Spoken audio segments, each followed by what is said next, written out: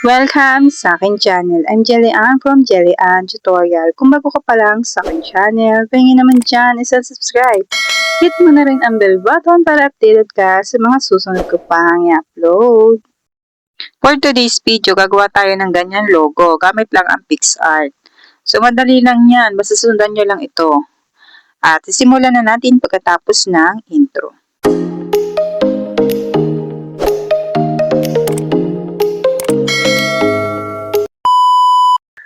Open PixArt, hanapin itong blank. Ayan. Dapat yung blank ang background. Tapos hanapin sa baba yung shape. At pumili ng gustong shape. Pero dito sa akin tutorial ay bilog ang aking pipiliin. Pindutin ang color, pindutin ang gradient. And then, adjust lang natin ang ating kulay. Ayan. And then, pindutin para mag-highlights. Palakihin kung gaano kalaki nyo gusto. Tapos, pindutin itong border. Piliin ang kulay na gusto at i-adjust ulit kung gaano kakapal. Diyan sa guhit na yan ang adjustan. Pag na-adjust nyo na, pindutin yung layer sa taas, pindutin yung lock para hindi siya gumalaw mamaya. Tapos dito sa baba, hanapin ulit natin yung shape. Tapos mag-add ulit tayo ng shape. Yung ganyan din, bilog ang ating pipiliin. Pindutin ng shape. Ayan.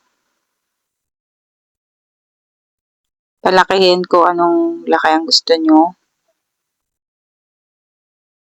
Ayan. Tapos dito, add photo. At may picture na kayong naka-ready yung wala ding background. Pindutin yung add. Palakihin kung anong laki ang gusto nyo. So, ayan. Pindutin yung border. Pili lang kulay na gusto. Black yung napili ko. Pindutin yung add text. Ilagay yung pangalan mo. At ayan.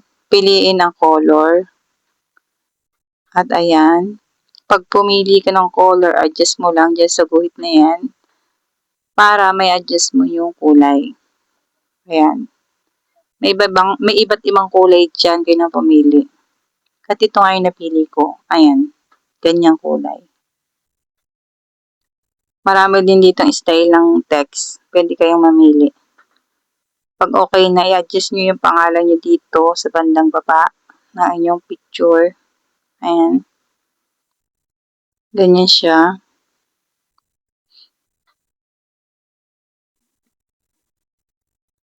Tapos, pindutin natin tong border. Stroke pala. Ayan. Piliin ko yung black or white na lang kaya. So, kayo nang bahala sa kulay. Basta ito example ko lang sa inyo. May ginawa na akong tutorial about dito pero ibang design naman yun. Pwede nyo panoorin sa aking YouTube channel. Baka gusto nyo ng ganong style. At dito nga mag-add tayo ng social media. Kung meron kayong Facebook, YouTube, at TikTok, ilagay nyo lang yung mga logo ng mga yun dito sa tabihan ng inyong personal logo. Ayan. Optional lang to kung gusto nyo lang lagyan or hindi. And then pag okay na, save na natin. Simple lang yung ating ginawa. Pero at least meron tayong personal logo. Pindutin natin yung check at yung arrow sa taas para mag-save na yan. At automatic na sa gallery na yan, pwede nyo na siyang gamitin.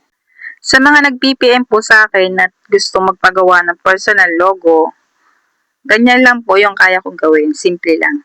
At hindi po ito libre. May bayad po. Kaya nga po ako gumawa ng tutorial para po makagawa din kayo. Tapos sa akin nyo pa papagawa. Siyempre po, may ginagawa rin po ako araw-araw. Hindi lang naman po ganito yung aking ginagawa. Kaya po, hihingi pa rin po ako ng bayad. Hindi naman po ito mahal. At sa mga gusto lang naman po magpagawa, wala po itong sapilitan. Sa mga gusto po nga magpa-edit, i-PM nyo lang po ako dito sa aking Facebook page. Mag-send lang po kayo ng picture nyo at kung ano pong kulay ang gusto nyo. Pati po pangalan na ilalagay. So, ganyan lang po yung example na kaya ko pong i-edit. Simple lang po. So, yun lang po. Pero kung gusto nyo pong kayo ang mismong gumawa, ay pwede rin naman. Kaya nga po ako gumawa ng tutorial. So, yun lang po. Thank you for watching. Bye!